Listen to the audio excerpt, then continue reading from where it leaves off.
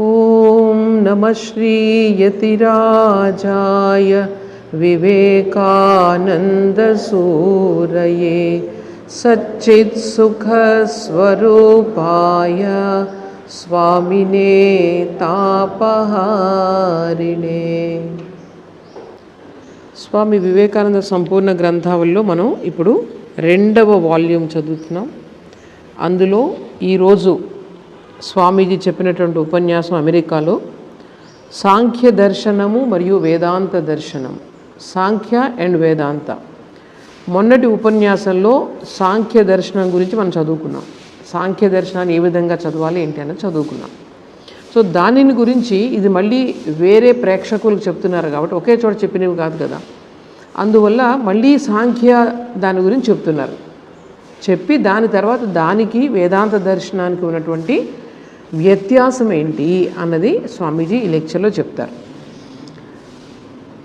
ఇప్పుడు అంటే సాంఖ్యలో సైకాలజీ ఏదైతే ఉందో, సైకాలజీ అంటే ఈ మైండ్ ఎలా పనిచేస్తుంది, ఇంద్రియాలు ఎలా పనిచేస్తాయి, మైండ్లో నాలెడ్జ్ ఎలా వస్తుంది, ఇవన్నీ కూడా కపిల మహర్షి సాంఖ్య దర్శనంలో చాలా చక్కగా వివరించారన్నమాట. స్వామీజీ ఏం చెప్తారంటే, కపిల మహర్షి ఫస్ట్ ఫాదర్ ఆఫ్ సైకాలజీ అంటారు.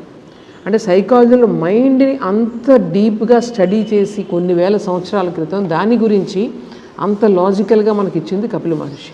మొత్తం ప్రపంచంలో ఎక్కడ సైకాలజీ వృద్ధి చెందినా సరే, మనస్తత్వశాస్త్రం వృద్ధి చెందినా సరే, వాళ్ళందరూ కూడా కపిల మహర్షికి రుణపడి ఉండాలి అంటారు స్వామీజీ. ఇప్పుడు మనం ఇంతవరకు మనం చెప్పుకున్నాము, మొన్న ఏం చెప్పుకున్నాము, ఈ సాంఖ్య ఫిలాసఫీలో మొత్తం ఈ ప్రపంచంలో ఉన్నటువంటి అన్ని మీరు చూస్తున్న బహిర్జగత్తు కానీ అంతర్జగత్తు కానీ బయట ఉన్నటువంటి ప్రకృతి ఇవన్నీ కానీ మన లోపల ఉండేటువంటి ప్రకృతి అంటే మన మనసు, బుద్ధి, అహంకారం ఇవన్నీ కూడా ఎక్కడి నుంచి వస్తున్నాయి? ప్రకృతి అనేటువంటి పదార్థం నుంచి వస్తున్నాయి. ఆ ప్రకృతి 3 రకాలైనటువంటి ఎలిమెంట్స్తో ఏర్పడింది. ఆ 3 రకాలు ఏంటవి? సత్వ, రజస్, తమస్. సత్వ గుణము, రజోగుణము, తమో గుణం. ఇవన్నీ ఏంటండి 3 అంటే అందులో ప్రకృతి ఏ పదార్థాలతో అయితే ఏర్పడిందో అవి. ఇప్పుడు మనకు ఆధునిక విజ్ఞాన శాస్త్రంలో ఏం చెప్తున్నారు? ఎలిమెంట్స్ చెప్తున్నారు, chemical elements carbon, nitrogen, oxygen, hydrogen ఇవన్నీ కూడా చాలా ఎక్స్పెరిమెంట్స్ చేసి ఈ బహిర్జగత్తులో ఉండేటువంటి ఈ భౌతిక పదార్థం, జడ పదార్థం ఏదైతే ఉందో దానిలో ఈ కెమికల్స్ ఉన్నాయని చెప్పి వీళ్ళు కనిపెట్టి మనకి చాలా రకాలు చెప్పారు. కానీ వీళ్ళు అంత డీటెయిల్స్కి వెళ్ళలేదు. ప్రతిదాన్ని ఇందులో ఉన్న బేసిక్గా 3. ఆ 3 ఏంటంటే సత్వ, రజ, తమో గుణాలు కానీ ఎలిమెంట్స్ కానీ మీరు ఏదైనా అనుకోవచ్చు. సో ఇవి 3 ఒక్కొక్క క్యారెక్టర్ని అవి మనకి తెలియజేస్తాయి. తమో గుణం అంటే ఏంటంటే ఎప్పుడు కూడా తమస్ అంటే ఇప్పుడు జడత్వం ఎక్కువగా ఉన్నది తమో గుణం. బాగా ఉత్సాహంగా ఉంటే కనుక అది రజోగుణం. ఇక 3వది ప్రశాంతంగా, చాలా ఉత్సాహంగా ఉంటుంది లోపల, పైకి రెస్ట్లెస్నెస్ ఉండదు, ఆ ప్రశాంతత, దాన్ని సత్వగుణం అంటారు. సో ఈ 3 విధాలుగా ఈ ప్రకృతిని వాళ్ళు విభజించి మనకు ఇది చెప్పారనమాట ఇందులో. సరే, ఈ ప్రపంచంలో మీరు ఏది చూస్తున్నా సరే, ఈ ప్రపంచంలో ఈ భౌతికమైనటువంటి నియమాలు కానీ అలాగే మన లోపల ఉండేటువంటి నియమాలు కానీ ఏదైనా సరే, అహంకారం, మనకి ఇవన్నీ కూడా ఎక్కడి నుంచి వచ్చాయన్నమాట? ప్రకృతి నుంచి వచ్చాయి సాంఖ్య దర్శనం చెప్తుంది. అయితే ఈ ప్రకృతి నుంచి వచ్చినవి ఇవన్నీ, ఈ గ్రాస్ ఎలిమెంట్స్, పంచభూతాలు ఇవన్నీ కూడా దాని నుంచే వచ్చాయి. అవన్నీ ఒకదానితో ఒకటి కలిసి ప్రపంచం అంతా ఏర్పడింది. మరి వీటన్నిటి వెనుక ఒకటి ఉంది, అదేమిటంటే దాన్ని పురుష అన్నారు. పురుష అంటే ఏంటి? ఇవన్నీ కూడా వేటికవే జడ పదార్థాలు, వాడికి ఎక్కడ శక్తి లేదు. ఈ వెనుక ఈ పురుష అనేటువంటి ఒక చైతన్యం ఉండడం వల్ల వీటన్నిటి కూడా శక్తివంతం అవుతున్నాయి. తర్వాత ఈ ప్రకృతి ఎందుకు ఈ విధంగా పరిణామం చెందుతూ వచ్చింది? ఇక్కడ సాంఖ్య దర్శనంలో మనం గుర్తుపెట్టుకోవాల్సింది ఏంటంటే, పరిణామం ద్వారా ఈ ప్రపంచం అనేది అవుతుంది, వృద్ధి పొందుతుంది. అంటే ఫస్ట్ అవ్యాకృత ప్రకృతి అంటే అసలు ఏ ఆకారం లేదు, అటువంటి ఒక ప్రకృతి ఉండేది. దాని నుండి నెమ్మదిగా ఒక్కొక్కటి వచ్చింది. ఫస్ట్ ఏమొచ్చింది? ఇంటెలిజెన్స్ వచ్చింది. కానీ ఇంటెలిజెన్స్ కూడా అది ఒక పదార్థమే. కాంపౌండ్. అది ఏదైతే కాంపౌండ్ ఉందో అది ఎప్పుడూ కూడా చిరకాలం ఉండలేదు, అది అనంతంగా ఉండలేదు. ఒకసారి కాంపౌండ్ కలిసింది అంటే అది మళ్ళీ విడిపోవాల్సిందే. సో ఈ విధంగా ప్రకృతి నుంచి వచ్చినటువంటి పదార్థాలన్నీ కూడా, అందులో ఇంటెలిజెన్స్ కూడా ఉంది, బుద్ధి కూడా ఉంది, అది కూడా కాంపౌండే. అంటే ఏంటనమాట అర్థం, అది కూడా జడ పదార్థమే. చూడండి, మనసు కూడా జడ పదార్థమే అని చెప్పారు కపిల మహర్షి ఇప్పుడు కొన్ని వేల సంవత్సరాల క్రితం. అది ఇంకా సైన్స్ దగ్గరకు వస్తుందన్నమాట ఇప్పుడు అది నిరూపించడానికి. మన మోడర్న్ సైన్స్ మన వాళ్ళు ఎప్పుడో చెప్పారు, ఎలాగైతే ఈ దేహం జడ పదార్థమో మైండ్ కూడా జడ పదార్థము. మరి ఏంటి, నాకు కనిపించట్లేదు ఏంటి, మైండ్ కనిపిస్తుందా? ఎవరిదైనా మైండ్ కనిపించట్లేదుగా. ఎందుకు అది కనిపించట్లేదు అంటే అది సూక్ష్మంగా ఉంది. అది కూడా జడ పదార్థమే, కానీ అది సూక్ష్మంగా ఉంది. సూక్ష్మంగా ఉంది అంటే అర్థం ఏంటి, మన ఇంద్రియాలు గ్రహించలేవు.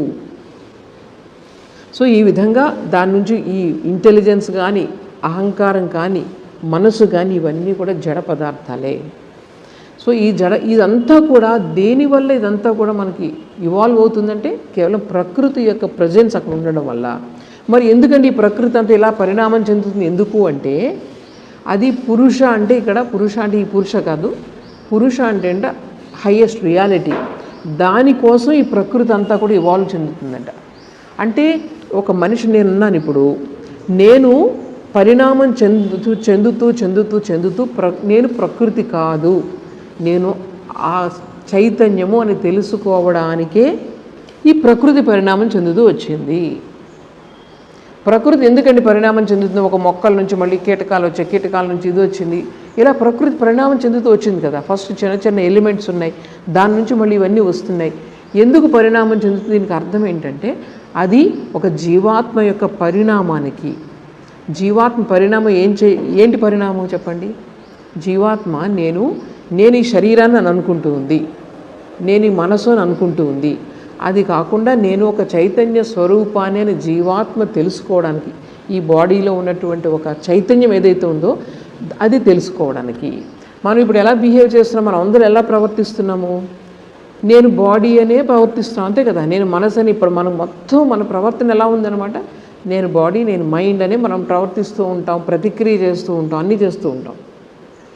కానీ దాని నుంచి ఈ జడ పదార్థం ఏదైతే ఉందో, ప్రకృతి ఏదైతే ఉందో, దాని నుంచి బయటికి రావడమే, దాన్నే మనం ముక్తి అంటాం అన్నమాట. సో ఈ పురుష ఈ శరీరంలో ఈ జడ పదార్థంలో బంధించబడినటువంటి ఈ ఆత్మ ఏదైతే ఉందో, ఆయన పురుష ఆత్మ అన్నమాట వేదాంతంలో చెప్తారు. ఈ పురుషుడు ఎవరైతే ఉన్నారో దానిని బయటికి తీసుకొని నేను చైతన్య స్వరూపాన్ని తెలుసుకోవడం అంటే ఇది పరిణామం. ఈ పరిణామం కోసమే ప్రకృతి అంతా ఇంత ప్రకృతి చేస్తూ ఉంది అని చెప్తున్నారు. సరే, అర్థమైంది కదా. ప్రకృతి పురుష బాగానే ఉంది అక్కడ. అయితే అంటే ప్రతి లెవెల్లో, ఒక ఇండివిజువల్ లెవెల్లో ప్రకృతి పురుష అనే రెండు అంశాలు ఉన్నాయి. ఇప్పుడు ఇవన్నీ కూడా ఈ ప్రకృతి అసలు పరిణామం చెందుతూ పురుషుడు అక్కడ ఉండాలి, కానీ పురుషుడు మాత్రం పరిణామం జరగదు. ఎలా అంటే పరిణామం ఈ ప్రకృతిలో జరిగినప్పటికీ పురుషుడిని అది ఎఫెక్ట్ చేయలేదు. ఎలా అంటే ఇప్పుడు సూర్యుడు వల్లే మనం కంటి చూపు వస్తుంది, అంతే కదా. మన కన్నుకి చూపు వచ్చింది దేనివల్ల వచ్చింది? సూర్యుడి వల్ల వచ్చింది. మరి కంట్లో నాకు ఏమైనా రోగం వచ్చింది అనుకోండి, అది సూర్యుడిని ఎఫెక్ట్ చేస్తుందా? చేయదు. అలాగే ఈ ప్రకృతిలో ఎంత ఏమి జరిగినా సరే అది పురుషుడిని మాత్రం ఏ రోజు కూడా ప్రభావితం చేయలేదు. అది పురుషుడు అన్న వస్తువు ఏంటన్నమాట, అది ఎప్పుడు విభజించబడదు, ఎప్పుడు ఒకటే ఒక రియాలిటీ ఎప్పుడు ఉంటుంది. అది రియాలిటీ అన్నది వాళ్ళు చెప్తారన్నమాట ఇక్కడ. సో ఇదంతా మనం అంత ముందుగానే మనం చూసుకున్నాము. ఈ బేసిక్ ప్రిన్సిపల్స్ అన్నది ఇది మెయిన్గా పరిణామం ద్వారా ఈ ప్రకృతి అన్నది, ప్రపంచం అన్నది వృద్ధి పొందుతూ వచ్చింది. పరిణామం ద్వారా అని వీళ్ళు చెప్తారు, చాలా ఇంపార్టెంట్ పాయింట్ అది. తర్వాత ఈ పురుషుడు అన్నది ఎందుకు ప్రకృతి పరిణామం చెందుతూ ఉంది? పురుషుని యొక్క ఎంజాయ్మెంట్ కోసం. ఎంజాయ్మెంట్ కాదు అక్కడ, పురుషుని యొక్క అతని యొక్క నిజ తత్వాన్ని తెలుసుకోవడానికి పరిణామం చెందుతుంది. మనందరిలోనూ ఉంది ఆ చైతన్యం. ఆ చైతన్యం లేకపోతే ఏమీ లేదు. ఎందుకంటే డెడ్ బాడీ చూడండి, ఏముంది? ఏం లేదుగా. సో ఆ లోపల ఆ చైతన్యం అనేది బయటకు వచ్చేస్తే కనుక మీకు ఏమవుతుందన్నమాట, ఇంకేమీ అందులో మిగలదు. సో దీనికి ఎగ్జాంపుల్ కూడా కపిల మహర్షి ఏం చెప్పారనమాట, మనలో ఒక విషయాన్ని మనం ఎలా గ్రహిస్తున్నాము, విషయాన్ని ఎలా గ్రహిస్తున్నాం మనం అంతకుముందు చాలాసార్లు చెప్పుకున్నాం. అది పర్సెప్షన్ అంటారు, థియరీ ఆఫ్ పర్సెప్షన్. ఎలా గ్రహిస్తున్నావు, జ్ఞానం ఎలా కలుగుతుంది మనకి, ఎలా గ్రహిస్తున్నావు, ఇవన్నీ కూడా వాళ్ళు ఆలోచించారు. అచ్చా ఇప్పుడు ఇది ఎలా ఉంది, తెల్లగా ఉంది, నల్లగా ఉంది అని ఎలా మీకు తెలుస్తుంది? జస్ట్ మనం టెలిఫోన్ ఎలా పనిచేస్తుందో మనం ఎలా ప్రవర్తిస్తున్నాం అంటే, ఇప్పుడు మనలో కొంత ఏదో ఇన్ఫర్మేషన్ ఉంది, దాన్ని బట్టి ఏదో చేసేస్తూ వెళ్ళిపోతుంది ఒక మెషిన్ లాగా. ఇది ఏముంది, ఎలా చేస్తుంది అని, ఎలా పనిచేస్తుంది అనేది ఎప్పుడు కూడా మనలాంటి వాళ్ళు మనుషుల్లాగా పనిచేస్తున్నాం. మనం ఆకలేస్తుంది తినేస్తాం, కోపం వస్తుంది కొట్టేస్తాం, తర్వాత ఇంకా ఇలాగ ఏంటంటే ఇన్స్టింక్టివ్గా మన లోపల రికార్డ్ అయిపోయింది ఆల్రెడీ, దాని ప్రకారం మనం ప్రవర్తిస్తున్నాం. కానీ మన అంతమంది ఋషులు వాళ్ళు ఏం చేశారు, అసలు ఈ జ్ఞానం అనేది ఎలా కలుగుతుంది, మనిషిలో ఇవి ఆలోచనలు ఎక్కడి నుంచి వస్తున్నాయి, ఏ విధంగా వస్తున్నాయి, ఇంద్రియాలు ఎలా పనిచేస్తున్నాయి, చూడండి ఒకసారి వాళ్ళ ఆలోచన ఎలా ఉందో. సో ఇంద్రియాలు ఎలా పనిచేస్తున్నాయి వాళ్ళు ఆలోచించారనమాట. ఇక్కడికి లైట్ పడుతుంది అవన్నీ తెలుసు వాళ్ళకి, సూర్యుడు ఒక లైట్ ఇక్కడ పడడం వల్ల పనిచేస్తున్నాయి ఇంద్రియాలు. మనకు చెప్పకపోతే తెలిసేదా, మనకి చూడడమే నేర్చుకుని చూసేస్తాం అన్నీ. కానీ సూర్యకాంతి ఇక్కడ పడడం వల్ల ఇదంతా కలుగుతుందని మనకు తెలుస్తుందా, ఎవరు చెప్పకపోతే? ఆలోచించాం దానివైపు. సో ఈ లోపల ఇక్కడ పడి అది వెళ్ళి లోపల ఒక ఇంద్రియానికి చేరుస్తుంది. ఎందుకంటే కేవలం కళ్ళ వల్లే జ్ఞానం కలగట్లేదు, కంటి వెనక ఏదో ఉంది. అది కళ్ళు ఇన్ఫర్మేషన్ తీసుకుంటే వెనక ఏదో ఉంది. కేవలం వెనక దానివల్లే మీకు జ్ఞానం కలగట్లేదు, ఇంకా వెనక్కి వెళ్ళాలి. మైండ్ అటెన్షన్ లేకపోతే, సపోజ్ నేను ఎలా చూస్తూ ఉంటాను అంత మైండ్ ఎక్కడో ఉందనుకోండి, నేను చెప్పేది ఏది మీ లోపలికి ఎక్కదు. అంటే అర్థం ఏంటి, మనసు యొక్క అటెన్షన్ లేకపోతే ఏది నీకు లోపలికి రాదు, అటెన్షన్ ఉండదు. అటెన్షన్ లేకపోతే జ్ఞానం కలగదు. సో జ్ఞానం ఎలా కలుగుతుంది అనేది వీళ్ళు ఎలా చూసుకుంటూ వచ్చి చివరికి ఏంటంటే ఈ బుద్ధి దగ్గరికి వచ్చేటప్పటికి రియాక్షన్ వస్తుంది. దాన్ని ఎవరు ఇలా కొడితే నువ్వు ఒకటి కొట్టు అన్న రియాక్షన్ నీకు బుద్ధి అన్నది ఇస్తుంది అన్నమాట, దాన్ని రియాక్షన్ అంటారు. ఇదంతా కూడా ఎక్కడ పురుషుని యొక్క సమక్షంలో జరుగుతుంది, అది లేకపోతే అసలు ఏమి లేదు. సో ఈ విధంగా వాళ్ళు అనలైజ్ చేసి ఈ పర్సెప్షన్ అన్నది ఇంద్రియాల నుంచి ఎలా గ్రహిస్తున్నామని, ఇంద్రియ గ్రాహక శక్తి ఎలా వస్తుంది అన్నది ఈయన మనకు వివరిస్తారనమాట. ఇంకొక కపిల మహర్షి ఇంకోటి ఏం చెప్తారంటే, మనము ఈ పురుష అనేటువంటి సత్తా ఏదైతే ఉందో, సత్యం ఏదైతే ఉందో దానికి దగ్గరగా ఎప్పుడు ఉంటాం మనం? మాట్లాడుతున్నప్పుడు ఉంటామా? నిద్రపోతున్నప్పుడు ఉంటామా? ఎప్పుడు ఉంటామంటే మెడిటేషన్లో ఉంటారు. ధ్యానం ఎప్పుడైతే చేస్తారో అప్పుడు మీరు పురుషుడు అనే సత్తాకి దగ్గరలో ఉంటారు. ధ్యానం అంటే కేవలం కళ్ళు మూసుకోవడం కాదు, కళ్ళు మూసుకొని ఒక ప్రపంచాన్ని చూస్తూ ఉంటాం, ఏవో మాట్లాడుతూ లోపలంతా, అది ధ్యానం కాదు. ధ్యానం అంటే మైండ్ ఆగిపోవాలి, ఆగిపోవడం కాదు, ఒక దాని మీద కంప్లీట్గా ఒక దాని మీద కాన్సన్ట్రేట్ అవ్వాలి. ఎప్పుడైతే మైండ్ యొక్క యాక్టివిటీ కాన్షియస్గా మనం కంట్రోల్ చేస్తున్నామో అప్పుడు మనం పురుష అనే సత్తాకి దగ్గరలో ఉంటాం. అర్థమైందా? సో ఈ విధంగా వీళ్ళు సాంఖ్య ఫిలాసఫీని వీళ్ళు తెలియజేస్తారు. ఇంకొకటి వీళ్ళు చెప్పింది ఏంటంటే, ఇప్పుడు మనం ఇంతమంది ఉన్నాం కదా మనుషులు, అన్ని పురుషులు ఉన్నారు అక్కడ, ఒకళ్ళు కాదు, పురుషులు అసంఖ్యాకం అని చెప్తారు వాళ్ళు. ఎంతమంది మనుషులు ఉంటే అంతమంది. అలాగే వాళ్ళు గాడ్ అని ఎవరు లేరు వేరేగా. ఈ ప్రకృతి యొక్క పరిణామం వల్లే ఈ శక్తులన్నీ వస్తాయి అందులోకి. పరిణామం చెందుతుంది, ప్రాణశక్తి వచ్చేస్తుంది, ఇంకా ఇవన్నీ వచ్చేసి పరిణామం చెందుతూ ఉండి ఈ ప్రకృతిలో ఉండే శక్తులు, బలాలు ఇవన్నీ కూడా అందులో వచ్చేస్తాయి. ఇంకా వేరే దేవుడు ఇవన్నీ అవసరం లేదు అని చెప్తారు సాంఖ్య ఫిలాసఫీలో. చూడండి, చాలామంది పురుషులు ఉన్నారు, దేవుడు అంటే ఈ యొక్క సమిష్టి శక్తి అని ఒక భగవంతుడు కానీ మీరు ఏదన్నా కానివ్వండి అలాంటిది ఏం లేదు అని చెప్తారు. ఇక్కడ ఈ 2 పాయింట్లు అన్నవి మనకు ఇప్పుడు డిఫర్ అవుతుందన్నమాట మన వేదాంతం నుంచి.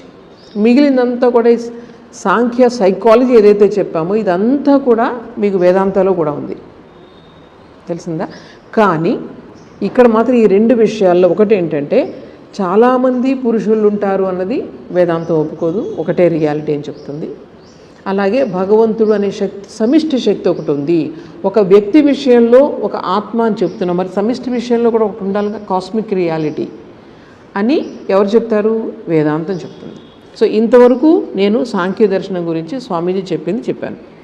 ఇకపోతే వేదాంతంలోకి వస్తున్నాం. వేదాంతం అంటే దేని మీద రాసింది చెప్పండి? ఏ దర్శనం అది? ఫిలాసఫీ దేని మీద ఆధారపడి ఉంది? దేని నుంచి డైరెక్ట్గా వచ్చింది? ఉపనిషత్తుల నుంచి డైరెక్ట్గా రాసినటువంటి దర్శనం ఇది. ఉపనిషత్తులు డైరెక్ట్గా అక్కడ నుంచి తీసుకుని దాని యొక్క భావాన్ని, దాని యొక్క సారాన్ని వీళ్ళు సూత్రాకారంలో రాసిన వారు వ్యాస మహర్షి అని చెప్తారు. ఎవరు రాసినా ఒక మహానుభావుడు ఆయన రాశాడని. అది డైరెక్ట్గా ఉపనిషత్తుల పైన ఆధారపడి ఉంది వేదాంతం. అందుకే దాన్ని వేదాంత ఫిలాసఫీ అన్నారు. వేదాంతం అంటే వేదముల యొక్క అంతం, వేదముల యొక్క సారం ఏదైతే ఉందో అది ఉపనిషత్తులు. ఉపనిషత్తుల మీద ఆధారపడి రాసింది దీన్ని వేదాంత దర్శనం అంటారు. సో ఈ వేదాంత దర్శనం నుంచే మీకు రకరకాలు ఇప్పుడు వచ్చాయి. అందులో ద్వైతము, విశిష్టాద్వైతము, అద్వైతము, ఇంకా రకరకాల సిద్ధాంతాలు దేని మీద వచ్చాయి? ఈరోజు మనకి భారతదేశంలో ఉన్నటువంటి రకరకాల సిద్ధాంతాలు, అలాగే ఈ పంచదేవతారాధన, ద్వైత సిద్ధాంతంలో మళ్ళీ పంచదేవతారాధన, ఇవన్నీ ఎక్కడి నుంచి వచ్చాయి? వేదాంతం నుంచి వచ్చాయి. వేదాంతం ఇది బాగా గుర్తుపెట్టుకోండి. సో ఇప్పుడు లివింగ్ ఫిలాసఫీ ఇది ఇండియాలో అంటే వేదాంత ఫిలాసఫీ.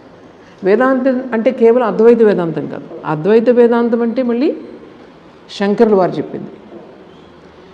అందులో ఎలా విభజిస్తారు దాన్ని అంటే ఆత్మకి పరమాత్మకి ఉన్నటువంటి సంబంధాన్ని తెలియజేయడాన్ని బట్టి, దాని యొక్క సంబంధాన్ని బట్టి వాళ్ళు మళ్ళీ వేదాంతాన్ని రకరకాలుగా విభజించారు. ద్వైతము, అద్వైతము, విశిష్టాద్వైతము, భేదాభేద, అచింత్య భేదాభేద, ఇలా రకరకాలు ఉన్నాయి. ఈ ఒక్కొక్క స్కూలు ఒక్కొక్క మన ఆర్డర్స్ ఉన్నాయి. ఇప్పుడు చైతన్య మహాప్రభు, ఇస్కాన్ ఇవన్నీ ఉన్నాయి కదా. ఒక్కొక్క దాని నుంచి వీళ్ళు డెవలప్ అయినవి అనమాట ఇవన్నీ కూడా. సో మూలంలోకి మనకు వెళ్ళేటప్పటికీ వేదాంతం పైన వ్యాఖ్యానం, ఒక మహర్షి చేసినటువంటి వ్యాఖ్యానం, ఆచార్యులు వారు చేసిన వ్యాఖ్యానం వాళ్ళకి మూలం అనమాట. అది మాది రామకృష్ణ ఆర్డర్ దేనిపైన ఉందో తెలుసా మీకు? శంకరుల వారి అద్వైతం దాని మీద ఆధారపడింది. అద్వైతం రామకృష్ణుల వారిది. సో అది మూలాలకు మీరు వెళ్తే కనుక అద్వైతం అనమాట. అయితే అలా అని చెప్పి ద్వైతం పూజలు చేయమో మనం చేస్తాం, కానీ అద్వైతం అనేది హయ్యెస్ట్ అని చెప్పారు శ్రీరామకృష్ణుడు. మా శ్రీరామకృష్ణుల గొప్పతనం ఏంటంటే మీరు తీసుకోవచ్చు, ప్రాబ్లం ఏం లేదు, కానీ అద్వైతం అనేది హయ్యెస్ట్. అది గుర్తుపెట్టుకోండి చాలు. అంటే దాన్ని చేరడం చాలా కష్టం, చాలా పైకి వెళ్ళాలి, కానీ అది హయ్యెస్ట్ రియాలిటీ. అలా అని చెప్పి ఇవన్నీ వదిలేసి ద్వైతమే కరెక్టు, లేకపోతే విశిష్టాద్వైతమే కరెక్టు, ఇలా కొట్టుకోవాల్సిన అవసరం లేదు. అర్థమైందా? సో మీరు ద్వైతంతో మొదలు పెట్టండి. మీకు ఎవరిని చూస్తే, ఏ ఇష్టదేవతను చూస్తే మీ మనసు లగ్నం అవుతుందో, మీ మనసు అటువంటి వారిని మీరు సెలెక్ట్ చేసుకోండి. వెంకటేశ్వర స్వామి కానివ్వండి, విష్ణుమూర్తి కానివ్వండి, రాముడు, కృష్ణుడు, శివుడు, ఎవరిని కావాల్సిన వాళ్ళని తీసుకోండి. కానీ మీరు చివరికి ఎక్కడికి వెళ్ళాలి? అద్వైతంలోకి వెళ్ళాలి. శివుడు, విష్ణువు వీళ్ళందరూ ఒక్కటే. అది మనకు రామకృష్ణ ఆర్డర్లో ఉన్న యొక్క చాలా హాయి ఏంటంటే మీరు ఏదన్నా తీసుకోవచ్చు, ప్రాబ్లం లేదు. ఎవరిని దూషించవద్దు, నీకు నచ్చింది నువ్వు చేసుకో. ఎవరిని దూషించవద్దు, ఎవరిని కన్వర్ట్ చేయొద్దు. నువ్వు ఉన్న దాంట్లో నువ్వు ఉండు, నువ్వు పైకి ఎదుగు. అది చూడండి, మొత్తం అంతా ఉన్నది ఒకటే సత్యం అని నువ్వు చూడగలిగినప్పుడు నీలో ద్వేషభావం ఉంటుందా? ఉండదు కదా. ఆటోమేటిక్గానే నువ్వు ఒక మంచి వ్యక్తిగా తయారవుతావు అనమాట. సో మనం అద్వైతం గురించి పాటుపడాలి. నేను ఇంకా ఎందుకు ద్వైతాన్ని చూస్తున్నానని. కానీ అంతవరకు మనం ఏం చేయాలి? ఒక ఇష్టదేవతను తీసుకొని ఆరాధిస్తూ ఉంటే అద్వైతాన్ని చేరుకుంటాం అన్నమాట. అంతేగాని మన ఆచార్యులు ఏం చేశారు? అద్వైతం తప్పు, విశిష్టాద్వైతం కరెక్టు, ఇలాగా మనకు ఇన్ని రోజులు కూడా వాదోపవాదాలు చేశారు, ఇప్పుడు కూడా చేసుకుంటున్నారు. అది వారి దాన్ని బట్టి వాళ్ళు చేసుకుంటున్నారు. కానీ దీనివల్ల సత్యం ఏదైతే ఉందో మనస్పర్ధలను తీసుకురాకూడదు. సత్యం ఎప్పుడు కూడా మనుషుల్ని కలపాలి, అవునా కదా? ఎందుకంటే దాని బ్యాక్గ్రౌండ్ రియాలిటీ ఒకటే అయినప్పుడు అందరూ ఎందుకు కొట్టుకుంటున్నాం? మనం కొట్టుకోకూడదు. ఏదైనా సత్యం ఉంది అంటే అది మన అందరినీ కలపాలి, మనలో ఉన్నటువంటి అజ్ఞానాన్ని తొలగించాలి, అహంకారాన్ని తొలగించాలి, అది సత్యం. సో ఆ విధంగా చూస్తే శ్రీరామకృష్ణ వారు చెప్పింది చాలా అనుకూలంగా ఉంది. అంటే ఆలోచించే వాళ్ళకి అక్కడ నీకు ఏ ప్రాబ్లం, ఏ మార్గంలో వెళ్తున్నావు అని ఎవరు ఆయన అడగరు. నువ్వు ఏ మార్గంలో వెళ్ళినా అన్నీ రీచ్ అవుతాయి. కానీ నీ మార్గంలో నువ్వు ఫర్మ్గా ఉండి ముందుకెళ్ళు, ఎదుటివారిని ఏమనొద్దు అని చెప్తారు శ్రీరామకృష్ణ. సరే, ఇప్పుడు మనం ఏం చెప్తున్నామంటే ఈ వేదాంత దర్శనం గురించి చెప్పుకుంటూ ఇవన్నీ చెప్పుకున్నాం. ఇందులో ఏంటి బేసిస్ అంటే, ఇందులో సత్యం ఏంటంటే అక్కడ పురుష అని ఏదైతే అన్నారో దాన్ని ఇక్కడ ఏమంటాం అనమాట? సచ్చిదానందం అంటాం. సచ్చిత్ ఆనందం అంటే ఫైనల్ రియాలిటీ ఏంటి అన్నది చెప్తున్నారు. చూడండి, ఎక్కడ ఈ ప్రపంచంలో ఏ వస్తువుని తీసుకున్నా, మనుషులను తీసుకున్నా ఈ మూడు ఉంటాయి. ఒకటేంటి? సత్ అంటే ఉన్నాను అనే, ఇవి మూడు ఇందులో మొత్తం ఈ ప్రపంచం వెనుక ఉండేటువంటి సత్యం అనమాట. అయితే నువ్వు ఎప్పుడు విషాదంగా ఉన్నావు అనుకో, నువ్వు సత్యానికి దగ్గర ఉన్నట్టే దూరంగా ఉన్నట్టే, దూరంగా ఉన్నట్టు తెలిసిపోతుంది నీకు అక్కడ. ఎప్పుడు నీ ఉనికి నీవుగా, నువ్వు ఈ ఉనికి ఉన్నావు, నువ్వు పలానా వ్యక్తిగా లేకపోతే పలానా కుటుంబ సభ్యులుగా నువ్వు ఈ ఉనికిని నువ్వు చూసుకున్నావు అనుకో, అప్పుడు వేరే వాళ్ళతో నీకు విభేదాలు వస్తాయి.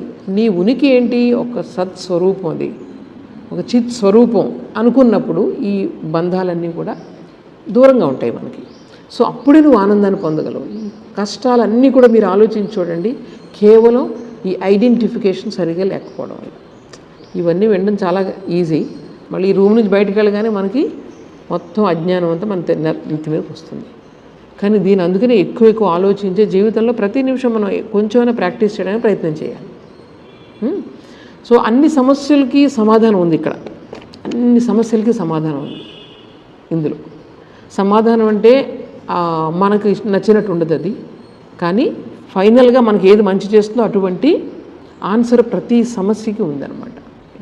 సరే, ఇప్పుడు ఈ సచ్చిదానందం అని నేను చెప్పాను. సచ్చిదానందం అంటే ఈ ఆత్మకి దాని యొక్క క్యారెక్టర్స్ కాదు, అది దాని యొక్క స్వభావమే. అది ఈ సత్యం ఏదైతే ఉందో ఈ ప్రపంచంలో దాని యొక్క స్వభావం ఏంటనమాట, సచ్చిత్ ఆనందం. మళ్ళీ సత్తు వేరు చిత్తు వేరు ఆనందం వేరు కాదు.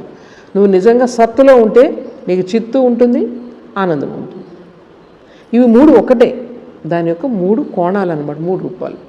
సో భగవంతుని చేరుకోవడం అంటే అర్థం ఏంటనమాట, నీ యొక్క ప్యూర్ ఉనికి అన్నది నీది చాలా శుద్ధమైనటువంటి ఉనికి కావాలి. అశుద్ధమైన అంటే ఏంటనమాట, అన్నిటితో ఐడెంటిఫై చేసుకున్నటువంటి ఉనికి. నేను తెల్లగా ఉన్నాను, నేను నల్లగా ఉన్నాను, లేకపోతే ఇంకన్నీ ఐడెంటిఫికేషన్స్ ఏవైతే ఉన్నాయో ఇవన్నీ కూడా ఎక్కడి నుంచి వస్తుందన్నమాట, మన యొక్క అజ్ఞానం వల్ల వస్తుంది అంటుంది మనకి ఇక్కడ వేదాంతం. సరే, ఈ అజ్ఞానాన్ని పోగొట్టుకోవడం అనేది మన జీవితంలో శ్రమ పడితే, ఎప్పుడైతే జ్ఞానం కలిగిందో వెంటనే మీకు అంతా కూడా. రామకృష్ణ వారు ఏం చేసేవారు, ఎప్పుడూ ఆయనకి అలా సమాధి కలుగుతూ ఉండేది. అలా చూస్తే, మనిషిని చూస్తే సమాధి కలిగేది. మర్చిపోయారు ఉనికి అన్నది ఎంత ఒరిజినల్లో ఎప్పుడు మరిచైపోతూ ఉండేవారు నిమిషానికి. నిత్యం సమాధిజ సుఖం, ఆ నిత్యం సమాధిలో ఆయన మగ్నమైపోతూ ఉండేవారు. అంటే అర్థమయ్యాడు, ఉపాధులు ఏవైతే ఉన్నాయో ఆయన ఐడెంటిఫికేషన్ మొత్తం అంతా అసలు లేదు. ఆ బాడీలో ఉన్నారు కానీ ఆ బాడీలో ఆయన ఐడెంటిఫికేషన్ లేదనమాట. అందుకని ఎక్కడ చూసినా ఆనందమే ఆయనకి. మొహం చూడండి ఎప్పుడూ ఆనందంగా ఉంటుంది, అలా ఆనందం వెల్లివిరుస్తూ ఉంటుందన్నమాట. అలా ఉండేది, ఎందుకంటే లోపల ఎక్కడ రెస్ట్రిక్షన్ లేదు దేనికి కూడా. అది మొత్తం అంత పరివ్యాప్తం అయిపోయింది ఆయన యొక్క ఐడెంటిఫికేషన్ అనేది. సో ఈ విధంగా సచ్చిత్ ఆనందం అన్నది వేదాంతం చెప్పేటటువంటి సత్యం. ఇక్కడ వేదాంతంలో కూడా బుద్ధి ఏదైతే ఉందో అది కూడా కాంపౌండ్, తర్వాత అది కూడా పర్మనెంట్ కాదు. ఇంటెలిజెన్స్ అని మనం చెప్తామే, నాకు ఎంత బుద్ధి ఉంది, ఇంత అలా తొందరగా అర్థమైపోతుంది నాకు, ఇదంతా కూడా ఏంటంటే అది ఈరోజు ఉంటుంది, రేపు పోతుంది, ఉండొచ్చు, రేపు పొద్దున కొంచెం తేడా వచ్చిందంటే బుద్ధి అంతా అయిపోతుంది. సో ఏదైతే కాంపౌండో, కలయిక వల్ల వచ్చిందో అది శాశ్వతంగా ఉండదు. అది వేదాంతం చెప్తుంది. ఇప్పుడు చూడండి చాలా చక్కగా స్వామీజీ వాళ్ళకి వివరిస్తున్నారు. వేదాంతంలో చెప్పేటువంటి జ్ఞానం ఎలా కలుగుతుంది వేదాంతం ప్రకారం, చాలా ఇంపార్టెంట్, బాగా గుర్తుపెట్టుకోండి. ఇప్పుడు జ్ఞానం ఎలా కలుగుతుందంటే, బయట నేను ఒక వస్తువుని చూస్తున్నప్పుడు మైండ్ మీద ఒక ఇంప్రెషన్ పడుతుంది. సో బయట ఉన్నటువంటి ఆ వస్తువు నా మైండ్ ఏదైతే చెప్తుందో అది ప్లస్ సంథింగ్, అది కలిపి జ్ఞానం. నీకు తెలియంది ఏదో ఉంది ఆ లోపల, అది ఎప్పటికీ తెలియదు నీకు, అది ప్లస్ నీకు నీ మైండ్ చెప్పేటటువంటి విషయం, రెండు కలిపి జ్ఞానం అన్నమాట. ఒక వస్తువు గురించి జ్ఞానం ఇప్పుడు నాకు ఒకలాగా అర్థమవుతుంది, మీకు ఒకలాగా అర్థమవుతుంది, కానీ ఒరిజినల్గా అదేంటో ఎవరికైనా అర్థమైందా? అర్థమైంది చెప్పండి. ఏది ప్రతి వాళ్ళకి కూడా డిఫరెంట్గా అర్థమవుతుంది, ప్రతి వస్తువు కూడా. ఒక వస్తువుని బెంచ్ని మీరు చూస్తున్నారు, తనకు ఒకలా కనిపిస్తుంది, తను డ్రాయింగ్ వేయమని అనుకోండి, బెంచ్ తను ఒక రకంగా వేస్తాడు, మీ వైపు నుంచి ఒక రకంగా వస్తుంది, ఒకే బెంచ్. కానీ ఏంటంటారు దాన్ని, ఈ స్థాన కాలం బట్టి, దేశ కాల నిమిత్త అంటారు. ఈ మూడు కారణాల వల్ల అవి రకరకాలుగా కనిపిస్తుంటాయి. ఈ మూడు ఎందులో ఉన్నాయి, దేశ కాల నిమిత్త అంటే టైమ్, స్పేస్ అండ్ కాజేషన్. ఇవి మూడిటి వల్ల మొత్తం ఈ జగత్తంతా రకరకాలుగా కనిపిస్తుంది. అందరికీ అన్ని రకాలుగా కనిపిస్తూ ఉంది. ఇవి 3 ఎందులో ఉన్నాయండి? మన మైండ్లో ఉన్నాయి. సో మీకు అర్థమైందా? యాక్చువల్ సచ్చిదానందం అనేటువంటి రియాలిటీ ఏదైతే ఉందో ఆ ఒక్క సత్యం, పరమ సత్యం రకరకాలుగా కనిపిస్తుంది. దేనివల్ల? ఇప్పుడే చెప్పాను నేను. టైం స్పేస్ కాజేషన్ ఎక్కడుంది? ఇదండి కాదు. సో మైండ్ వల్ల ఈ ప్రపంచం అంతా కూడా రకరకాలుగా కనిపిస్తూ ఉంటుంది. కానీ ఒరిజినల్ రియాలిటీ ఇక్కడ చూడండి, ఇక్కడికి అక్కడికి తేడా. సాంఖ్య దర్శనంలో ఏం చేశారు? ఒకదాని తర్వాత ఒకటి వచ్చింది అని చూపించారు. బుద్ధి నుంచి వచ్చింది, అహంకారం వచ్చింది, అహంకారం నుంచి మైండ్ వచ్చింది, మైండ్ నుంచి పంచేంద్రియాలు, ఇవన్నీ వచ్చాయంట. ఇక్కడ ఏం చెప్తున్నారు చూడండి. ఇక్కడ మీకు అసలు ఉన్నది ఒకటే సత్యం, సత్ చిత్ ఆనందం, ఒకటే సత్యం ఉంది, ఉనికి. కానీ అది కనిపిస్తోంది డిఫరెంట్గా. దేనివల్ల కనిపిస్తుంది? మైండ్ వల్ల కనిపిస్తుంది. మైండ్లో ఏమున్నాయి? దేశకాల నిమిత్తం అన్నది ఉన్నాయి. సో ఈ దేశకాల నిమిత్తం వల్ల నీకు ఇవన్నీ కనిపిస్తున్నాయి. మీరు కళ్ళతో ఇవన్నీ చూస్తున్నారు కదా, ఎక్కడికి వెళ్తున్నాయి? మైండ్ ద్వారానే మీకు ఇంప్రెషన్ పడుతుంది, అవునా కదా? సో ఇంద్రియాలన్నీ కూడా మైండ్ ద్వారా పనిచేస్తున్నాయి. ఆ మైండ్లో దేశకాల నిమిత్తం ఉండడం వల్ల ప్రతి విషయము కూడా మీకు అక్కడ మారిపోతూ ఉంటుంది. దేశకాల నిమిత్తం వల్ల మారిపోతూ ఉంటుంది, అవునా కదా? ఒకే సూర్యుడు అమెరికాలో ఒకలా, ఇక్కడ ఒకలా కనిపిస్తూ ఉన్నాడు. ఎందుకని? ఒకే సమయంలో ఒక్కొక్క సమయంలో ఒక్కో రకంగా కనిపిస్తూ ఉన్నాడు. సో కారణం అది. సో అలాగే మీ కళ్ళు కాజేషన్, మీ కళ్ళు బాగుంటే బాగా కనిపిస్తారు, కళ్ళు బాగాలేకపోతే బాగా కనిపించదు. సో ఇవన్నీ దేశకాల నిమిత్తం వల్ల ఈ ప్రపంచంలో ఈ ఆట అంతా సాగుతూ ఉంది మొత్తం అంతా కూడా. సో అర్థమైందా? ఇక్కడ ఏంటనమాట, ఉన్నది ఒకటే వస్తువు, 10 రకాలు లేవు ఇక్కడ. ఆ ఒక వస్తువు మనకి డిఫరెంట్గా కనిపిస్తూ ఉంది. దేనివల్ల కనిపిస్తూ ఉంది? మైండ్ వల్ల కనిపిస్తూ ఉంది. సో ఈ విధంగా ఏంటనమాట, ఈ ప్రపంచాన్ని మనం అందరూ అన్ని రకాలుగా చూస్తున్నాం. శంకరాచార్య వారు ఏం చెప్పారు? విశ్వం దర్పణ దృశ్యమాన నగరీ తుల్యం నిజాంతర్గతం. నీ ప్రపంచాన్ని ఎక్కడ చూస్తున్నావు? నీ లోపల చూస్తున్నావు. ఎంత భ్రాంతో చూడండి ఒకసారి. ప్రపంచాన్ని లోపల చూస్తున్నావు, నీ లోపల, బయట లేదు ప్రపంచం. సో దీనిని మనకు కనిపెట్టారు వేదాంత దర్శనంలో, మీకు ఇవి కనిపెట్టారనమాట. కనిపెట్టి సాంఖ్యానికి దీనికి తేడా జస్ట్ ఎపీరియన్స్ అనమాట. సో ఉన్నది ఒకటే రియాలిటీని ఎంత చక్కగా ఇక్కడ చూపిస్తున్నారు. అంటే ఇక్కడ జీవాత్మ పరమాత్మ రెండూ ఒకటే అని చెప్తున్నారు. అందులో మళ్ళీ అద్వైతం, నేను చెప్తున్నాను అద్వైతం చెప్తున్నాను, కానీ ద్వైతంలో ఏం చెప్తారు? రెండూ కూడా వేరు వేరు. ఎందుకంటే దాని శక్తి వేరు, దీని శక్తి వేరు. అది సర్వశక్తిమాన్. ఈ ప్రపంచం అంతటినీ నడిపిస్తున్నటువంటి శక్తి సర్వశక్తిమాన్, అది ఈశ్వరుడు. ఈ జీవుడు అన్నవాడు చాలా చిన్నది. వీళ్ళిద్దరికీ ఎప్పుడు కూడా కుదరదు. ఇది వేరే అది వేరే అని చెప్తారు వాళ్ళు. ఎసెన్షియలీ సేమ్, లోపల సారం ఒకటే.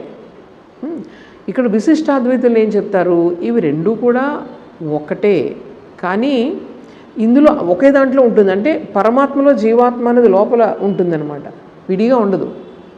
జీవాత్మ పరమాత్మ వాటి రెండు శక్తులు వేరు, కానీ జీవాత్మ అనేది పరమాత్మలోనే ఉంది. సో ఈ ప్రపంచం అంతా కూడా విశేషంగా కనిపిస్తుంది ఒక్కొక్క గుణం వల్ల. విశేషంగా మందారం ఎర్రగానే ఎందుకు కనిపిస్తుందంటే ఎరుపుదనం అనేది దాని విశేషం, అది అర్థమైంది. అందుకని ఒక విశిష్ట లక్షణం ద్వారా ఈ ప్రపంచం అంతా వేరువేరుగా కనిపిస్తుంది. అది విశిష్టాద్వైతం చెప్తారు. ఒకటే విషయం, ఒక్కొక్కళ్ళు ఎక్స్ప్లెనేషన్ ఒక్కొక్క రకంగా ఉంటుంది. సో నాకు నీకు తేడా ఏముంది? నువ్వు సన్నగా ఉన్నావు, నేను లావుగా ఉన్నాను. నీకు విశిష్ట లక్షణం ఏంటనమాట? సన్నగా ఉన్నావు. అది ఈ విధంగా అనమాట. కొన్ని క్యారెక్టర్స్ విశిష్టంగా ఉన్నదాన్ని బట్టి డిఫరెన్సెస్ కనిపిస్తున్నాయి, కానీ ఒరిజినల్గా ఒకటే. కానీ ఇది అది కూడా ఒకటే కాదని విశిష్టాద్వైతం చెప్తుంది. ఇక అద్వైతం ఏంటి? మొత్తం నాన్ సెన్స్, రెండు ఒకటే. కేవలం ఇది ఎందుకు ఇలా చిన్నగా కనిపిస్తుందంటే నీ యొక్క ఈ లిమిటేషన్స్ బంధించేసి ఉన్నాయి కదా లోపల. ఇవన్నీ ఈ దేహంలోనూ మనసులోనూ బంధించబడి ఉంది కదా, అందువల్ల దానికి ఫ్రీడమ్ లేదు. ఎప్పుడైతే ఈ బంధాన్ని తీసేసావో you will become one with the పరమాత్మన్. That is called freedom. So ఈ విధంగా వేదాంత దర్శనంలో రకరకాలు ఉన్నాయి. అందులో మళ్ళీ చైతన్య మహాప్రభు చెప్పినటువంటిది వేరే, అచింత్య భేదాభేదం అంటారు. ఇలా మనకు భారతదేశంలో రకరకాలు డెవలప్ అవుతూ ఉన్నాయి. సో ఈ వేదాంత దర్శనానికి సాంఖ్య దర్శనానికి డిఫరెన్స్ మనకు చెప్తున్నారు కదా. సరే, ఇప్పుడు చూడండి ఇంకొక విషయం. మనకి 3 రకాల మార్గాల ద్వారా నాలెడ్జ్ వస్తుంది. ఒకటి ఇంట్యూషన్, రెండవది రీజన్, ఇంకా మూడవది ఇన్స్టింక్ట్. ఇన్స్టింక్ట్ అంటే ఏంటనమాట, నీకంటూ ఒక ఆలోచన ఉండదు, నీకు ఆల్రెడీ లోపల బిల్డ్ అయిపోయింది. ఆల్మోస్ట్ మన కంప్యూటర్లోనే అలాగే పనిచేస్తూ ఉంటాయి. ఇన్స్టింక్ట్ అంటే ఇప్పుడు కంప్యూటర్లో ప్రోగ్రామ్ ఉంది కదా, ప్రోగ్రామ్ ఇచ్చిన తర్వాత నువ్వు అది ఇచ్చావు అనుకో, సపోజ్ నువ్వు 2+2 అని కొట్టావు అనుకో, 2+2 అని కొట్టి నువ్వు పొరపాటు చేయొచ్చు, నువ్వు ఒక్కోసారి 6 రాయొచ్చు 2+2ని, కానీ కంప్యూటర్ మాత్రం ఏంటనమాట 4 చేస్తుంది. మెషిన్ ఎప్పుడు తప్పు చేయదు, ఎందుకంటే అది లోపల ఆల్రెడీ ఇన్బిల్ట్ ఇన్ఫర్మేషన్ ఉంది.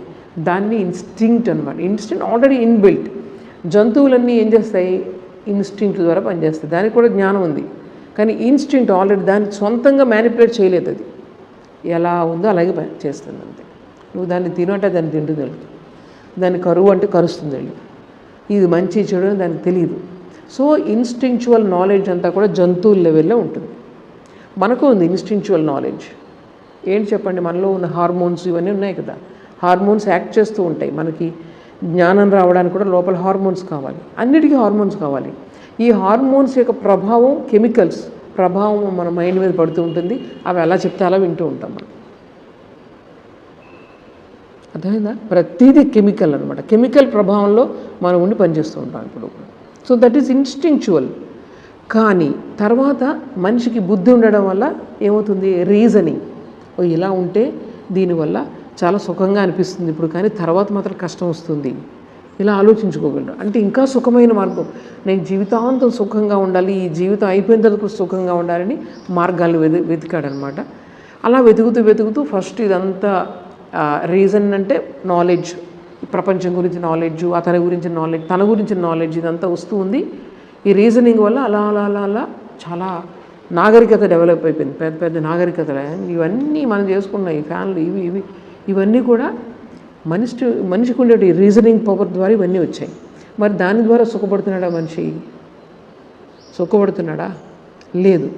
కేవలం ఈ కంఫర్ట్ వల్ల మనిషి సుఖంగా ఉండలేడు. నీ మనసు లోపల సరిగా లేదు, దాని నుంచి ఎంత డబ్బున్నా లోపలే, ఇక్కడ ఈ మైండ్ సరిగా లేకపోతే దాని నుంచి నీకు నరకయాతనే, నీ మైండే నీకు శత్రువు.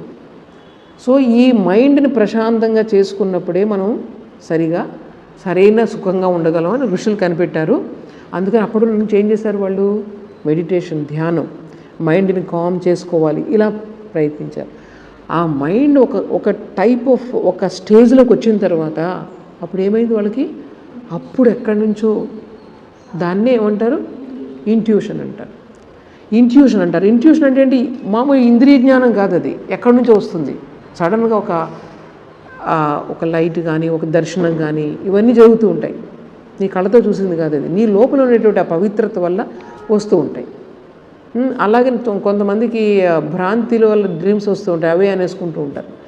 ఏదైతే ఇంట్యూషన్ వల్ల వచ్చిందో అది మీ క్యారెక్టర్లో మార్పు తీసుకురావాలి. మీ క్యారెక్టర్లో మార్పు లేకపోతే మీకు ఎన్ని కళలు వచ్చినా, ఎన్ని దర్శనాలు కలిగినా బోగస్ అవన్నీ. క్యారెక్టర్లో మార్పు అంటే ఏ క్యారెక్టర్లో ఎలా రావాలి మార్పు? ఎలా రావాలి చెప్పండి? క్యారెక్టర్లో మార్పు రావాలంటే ఎలా రావాలి? ట్రాన్స్ఫర్మేషన్. ఏ విధంగా ట్రాన్స్ఫర్మేషన్ కావాలి? ముందు నీ మనసు లోపల ప్రశాంతత ఉండాలి. ఏది నేను డిస్టర్బ్ చేయకూడదు, బయట విషయాలు కానీ నీ లోపల విషయాలు, ఏ విషయం కూడా నేను డిస్టర్బ్ చేయకూడదు. కామ్నెస్. ఎందుకంటే ఈ ప్రపంచం విలువ నీకు అర్థమైంది, దాని నుంచి నువ్వు డిస్టర్బ్ అయిపోయావు అనుకో, అప్పుడు ఏంటి నువ్వు ఎన్ని చేసినా.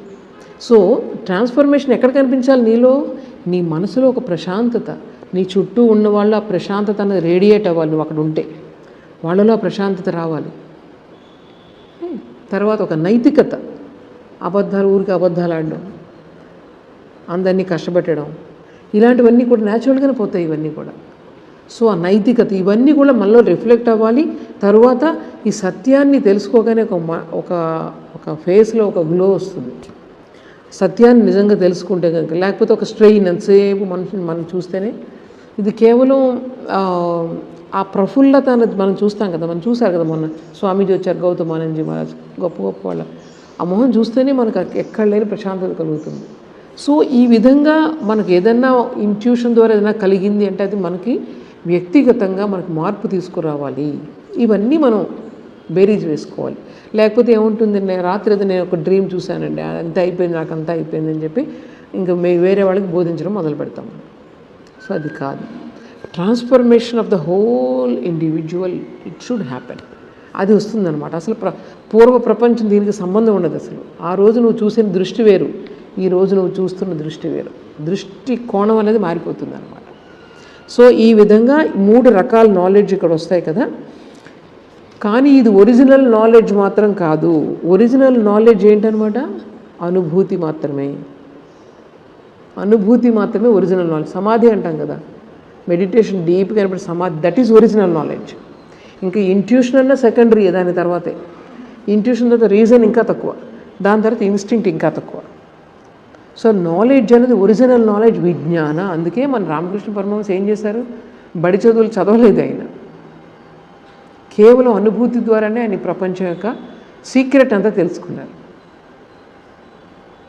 దానికి తనని తాను డిసిప్లిన్ చేసుకొని సాధన చేశారు.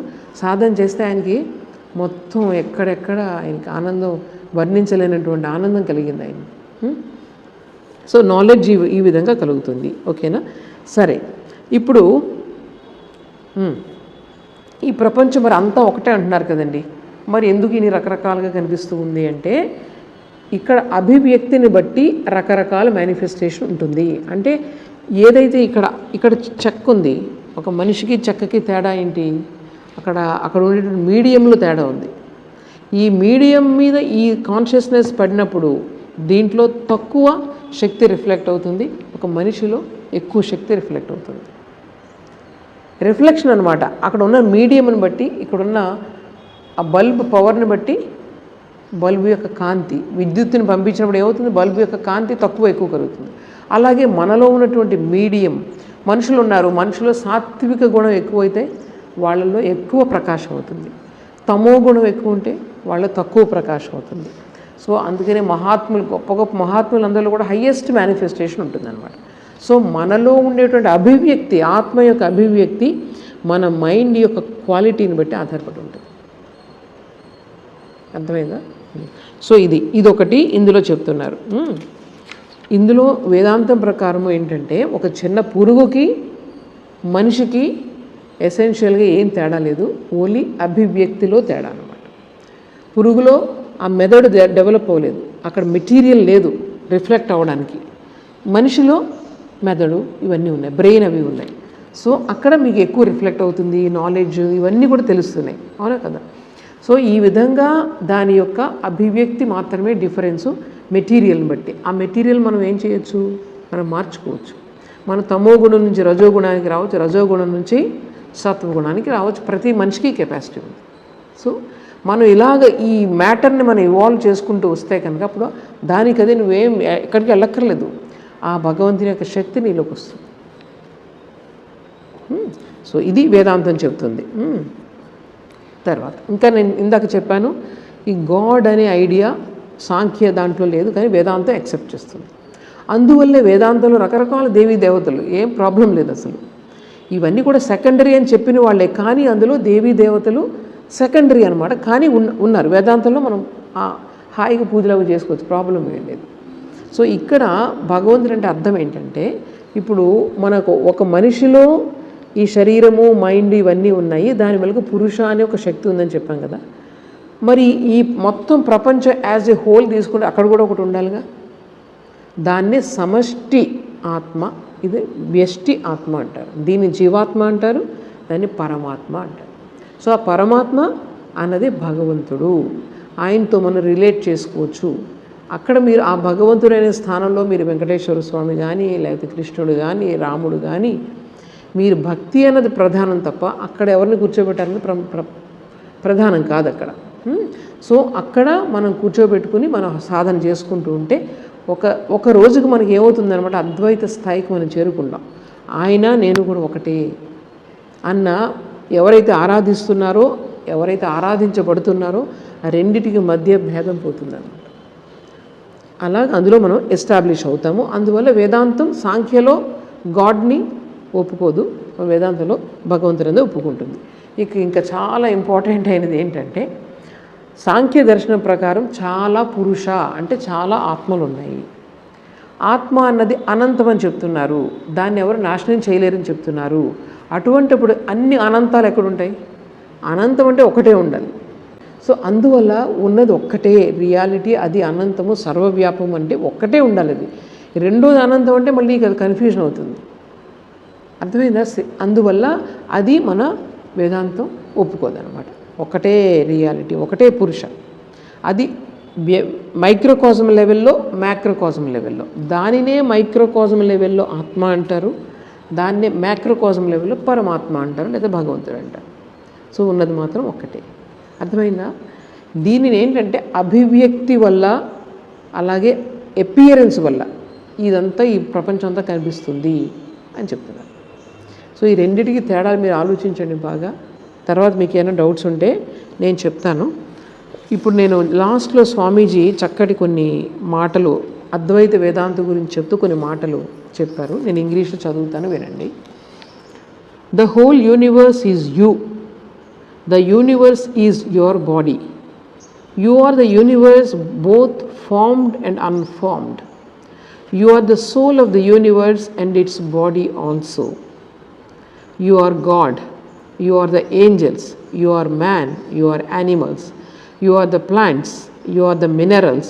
You are everything. The manifestation of everything is you. అక్కడ తేడా ఏం లేదు. అంటే మొత్తం ఈ ప్రపంచంలో చూస్తున్నటువంటి ఈ భౌతికమైనటువంటి జగత్తు అది నీ శరీరమే. అలాగే ఈ మనసు కాస్మిక్గా ఒక మనసు ఉంది, అందులో నీ మనసు ఒక భాగం. సో ఇదంతా కూడా నువ్వే నువ్వే నువ్వే, వేరే తేడా ఏమి లేదు. అది మనకి అజ్ఞానం వల్ల డిఫరెన్స్ అని మనం చూస్తున్నాము అని చెప్తున్నారు. You are the infinite. The infinite cannot be divided. అంటే నువ్వు అనంతమైనటువంటి ఒక ఆత్మవి, దాన్ని ఎవరు కూడా ఎప్పుడు కూడా విభజించలేరు. It can have no parts, for each part would be infinite and then the part would be identical with the whole which is absurd. Therefore, the idea that you are Mr. So-and-so can never be true. It is a daydream. Know this and be free. This is the Advaita conclusion. I am neither the body nor the organs, nor am I the mind. I am existence, knowledge and bliss absolute. And Sat Chit Ananda. I am He, Soham, Soham. This is true knowledge. All reason and intellect and everything else is ignorance. Where is knowledge for me? For I am knowledge itself. Where is life for me? For I am life itself. I am sure I live, for I am life, the one being, and nothing exists except through me and in me and as me. అంటే ఈ ప్రపంచంలో ఉన్నది అంతా కూడా నాలోనే ఉంది. మనం చెప్పాను కదా, విశ్వం దర్పణ దృశ్యమాన నగరీ తుల్యం నిజాంతర్గతం. సో అంతా నాలోనే ఉంది కదా, లోపలే చూస్తున్నావు ప్రపంచాన్ని అంతా కూడా, అది మనం గ్రహించాలి. I am manifested through the elements but I am the free one. నేను మొత్తం ఈ ప్రకృతిలోనే నేను అందులో అభివ్యక్తమవుతున్నాను, కానీ దానితో నాకు సంబంధం లేదు. దానిలో కలిగిన మార్పులు నన్నేమి డిస్టర్బ్ చేయలేవు. Who seeks freedom? Nobody, but I'm the free one. Freedom మాత్రం, ముక్తి మాత్రం ఎందుకండి? నేను ముక్తున్నే కదా, అది హయ్యెస్ట్ స్టేట్ అనుకోండి, ముక్తున్నే కదా. Who seeks freedom? Nobody. If you think that you are bound, you remain bound. You make yourself your own bondage. If you know that you are free this moment. నేను ముక్తున్నే అని అనుకున్నాను అనుకోండి, ఈ నిమిషంలోనే నీకు ముక్తి కలుగుతుంది. This is knowledge, knowledge of freedom. Freedom is the goal of all nature. మొత్తం ఈ ప్రపంచంలో ఉన్నటువంటి ప్రకృతి ఉందే, దాని యొక్క గోల్ ఏంటనమాట, లక్ష్యం ఏంటి? స్వేచ్ఛ. స్వేచ్ఛ దేని నుండి? స్వేచ్ఛ ప్రకృతి నుండి. ప్రకృతి అంటే మన మనసు నుండి, మన బాడీ నుండి స్వేచ్ఛ. అది స్వేచ్ఛ అంటే. మనమే అనుకుంటాం స్వేచ్ఛ అంటే ఇష్టం వచ్చినట్టు మాట్లాడి నేను ఫ్రీ అనుకుంటా. ఎవరైనా ఒక మాట అంటే ఒక లెఫ్ట్ అండ్ రైట్ ఇచ్చేసి, అబ్బా నేను అసలు మంచి కౌంటర్ యాక్షన్ ఇచ్చాను, నేను చాలా, you are utterly bound, control లేదు నీకు లోపల. సో ఫ్రీడమ్ అనేది ఎప్పుడు ఆలోచించుకోవాలి మనం. ఎవరైతే సైలెంట్గా ఉంటారో వాళ్ళు ఫ్రీ అండ్ వాళ్ళకి శక్తి ఎక్కువ. కంట్రోల్ ఉన్న వాళ్ళకి శక్తి ఎక్కువ. చూసారా, అది కంట్రోల్ అంటే అసలు ఏం మాట్లాడకూడదు, అలాగా ఏంటంటారు మగవాళ్ళే ఉండిపోవాలని చెప్పట్లేదు. అవసరం ఎక్కడైతే అక్కడ మాట్లాడాలి, అనవసరంగా వృధా చేసుకోకూడదు.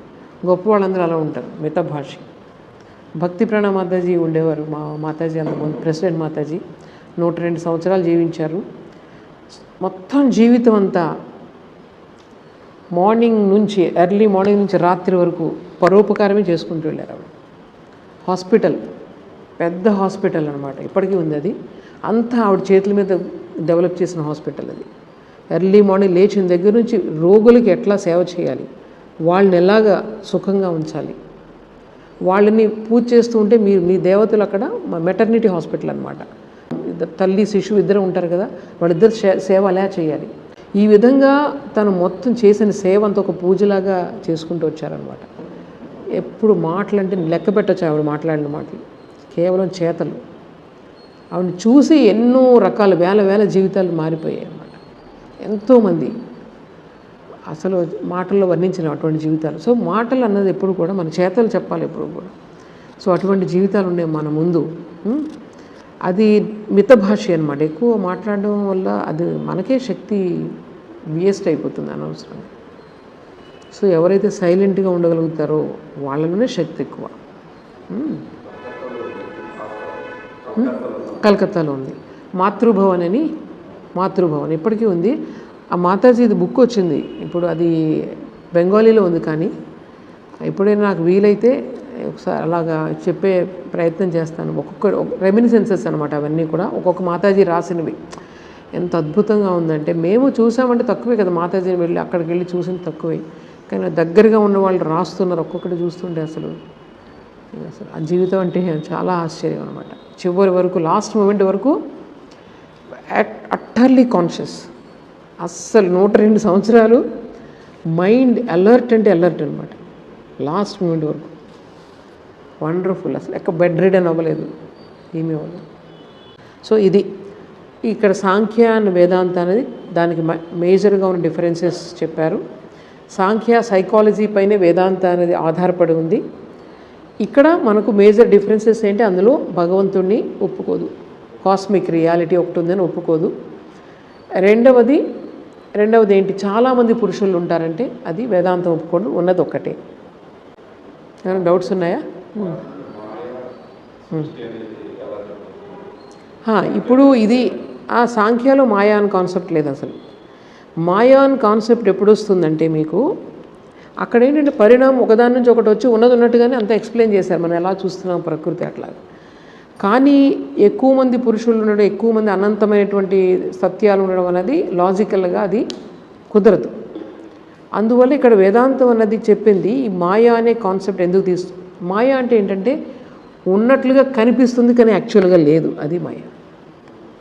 మీరు జీవితంలో ఏదైనా చూసుకోండి, ప్రతిదీ మీరు డైలీ లైఫ్లో, లేకపోతే ఈరోజు ఉన్నట్టుగా ఉంటుంది, రేపు ఉండదు.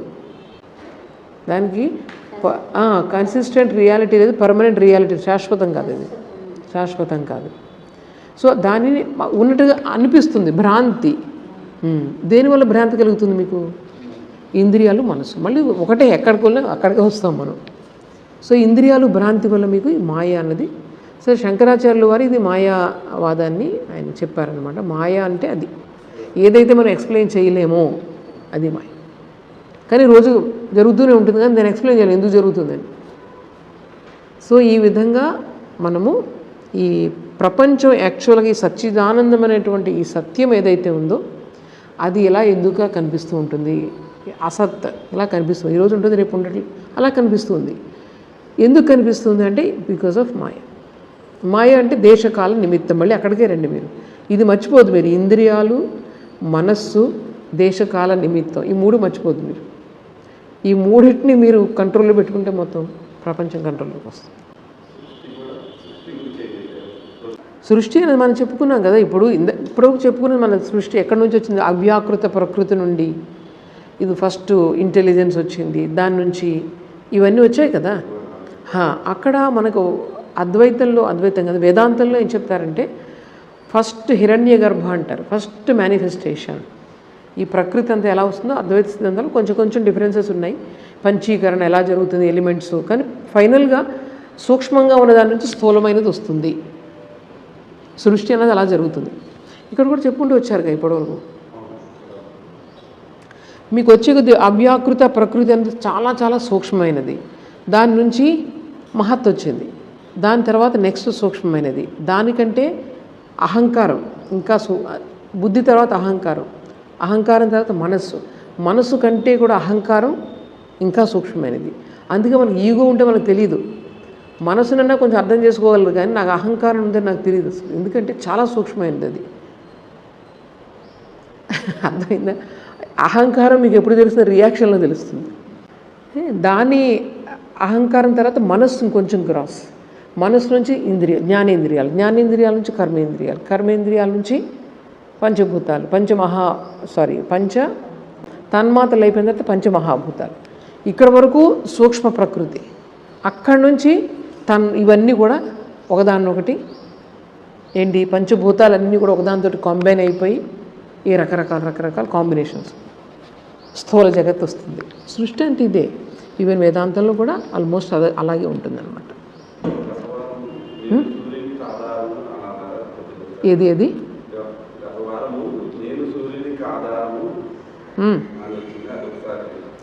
నేను సూర్యునికి ఆధారం అంటారా?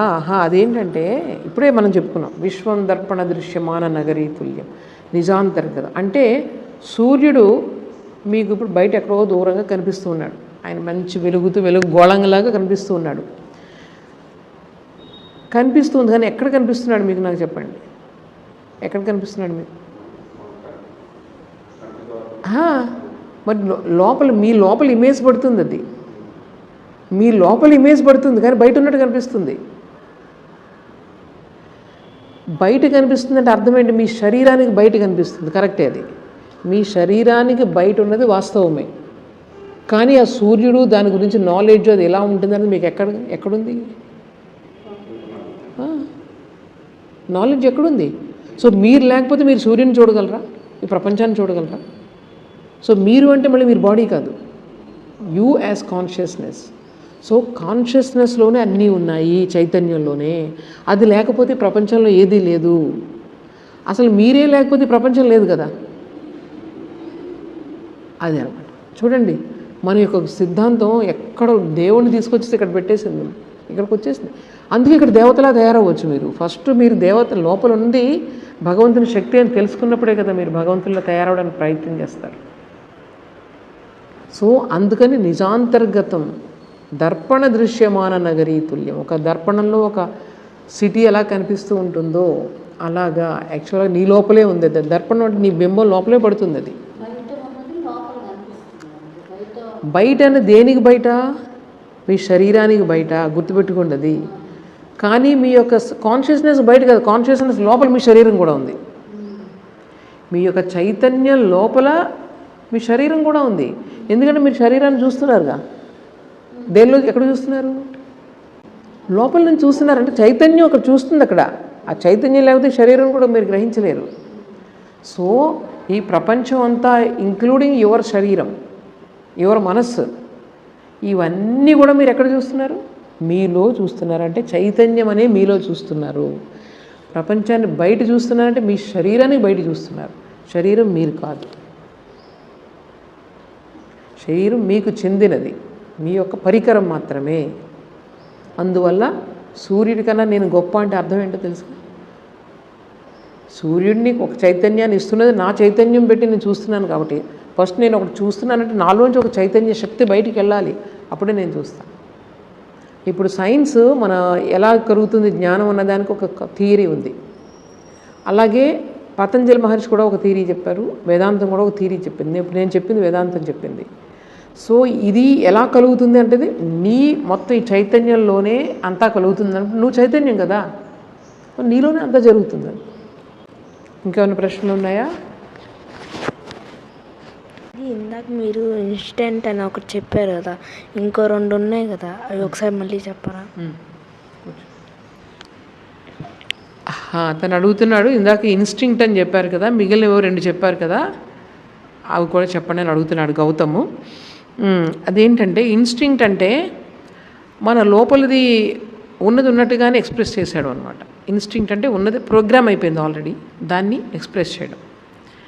రెండవది రీజన్ అంటే ఎప్పుడు వస్తుంది, ఇది మంచా చెడా అని ఆలోచించే జ్ఞానం వచ్చినప్పుడు నీకు రీజన్ వస్తుంది. ఇది నిత్యమా, ఎప్పుడు ఉండేదా, లేకపోతే శాశ్వతమా అశాశ్వతమా, అటువంటి జ్ఞానం ఎవరికి ఉంది, కేవలం మనిషికి మాత్రమే ఉంది. సో రీజన్ అన్నది ఎక్కడ ఓన్లీ మనుషులకు మాత్రమే, జంతువులకు ఉండదు. సో జంతువుల జ్ఞానం అంతా కూడా విషయ జ్ఞానం, దాని నుంచి వాళ్ళకి ఎంతవరకు అవసరమో అంతవరకే జ్ఞానం ఉంటుంది. కానీ ఇక్కడ రీజన్ అంటే ఇది మంచా చెడు, దాన్ని మనం ఏమంటాము, రీజన్ అంటాం. రెండోది, ఒకటి ఇన్స్టింక్ట్ కదా, రెండోది రీజన్ అంటే తార్కికంగా ఆలోచించడం. ఇక మూడవది ఏంటి, ఇంట్యూషన్. ఇంట్యూషన్ అంటే ఒక ప్రేరణ. అది కేవలం ఈ ఇంద్రియాలు మనస్సుతో గ్రహించేది కాదు. అది ఆ జ్ఞానం సడన్గా మీకు వస్తుంది. అది ఋషులకి అందరికీ కూడా ఆ జ్ఞానం ఉండేది. వాళ్ళకి అంటే మన సృష్టిలో మనం కనిపెట్టలేని విషయాలన్నింటినీ కూడా వాళ్ళు కనిపెట్టేవారు.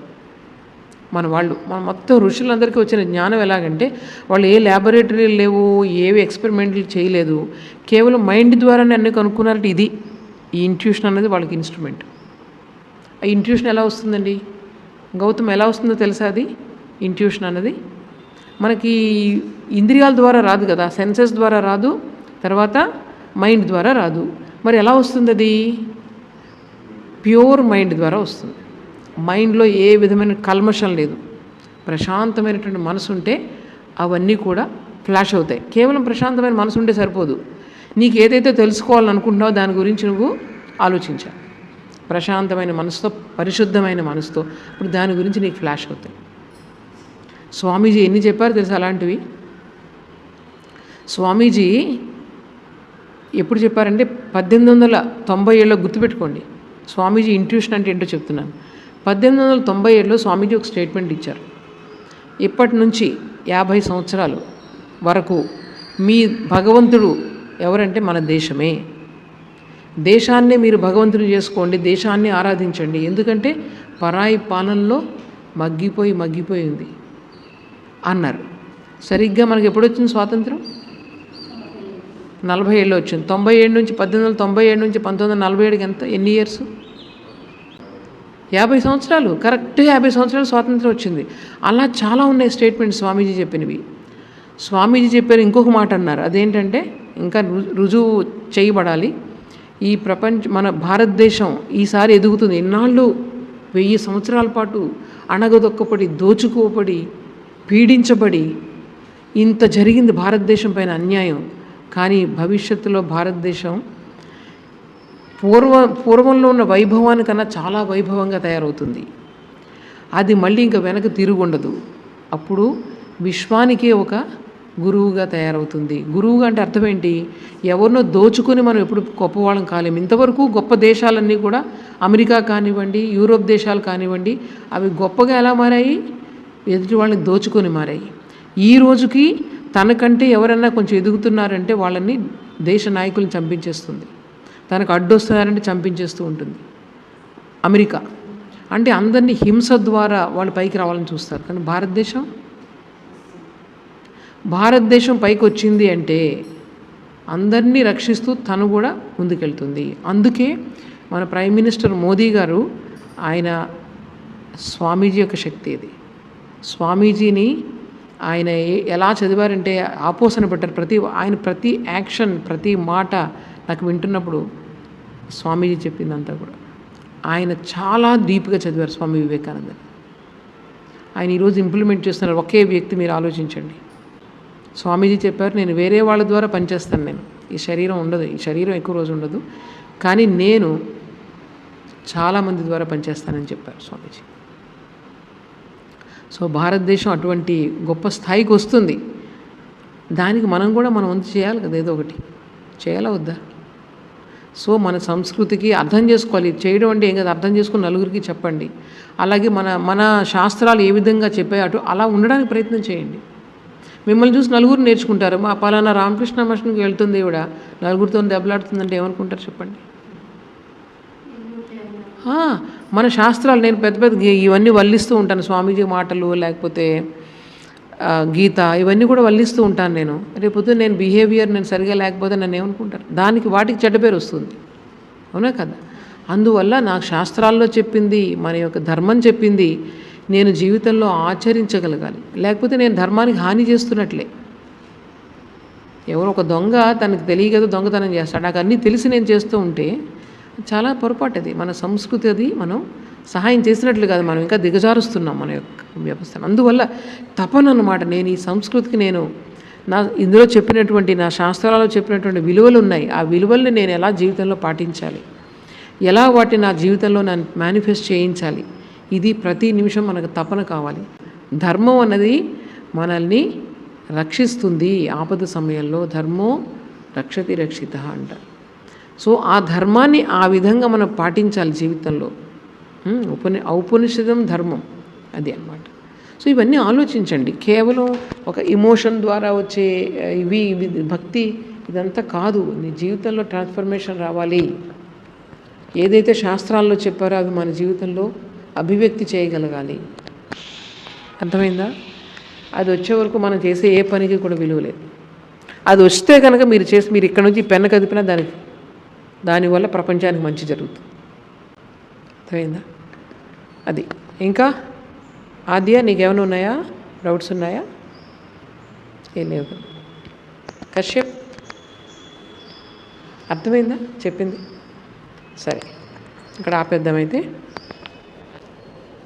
ఓం అసతో మా సద్గమయ తమసో మా జ్యోతిర్గమయ మృత్యోర్మా అమృతంగమయ. ఓం శాంతి శాంతి శాంతి. హరి ఓం తత్సత్. శ్రీరామకృష్ణార్పణమస్తు.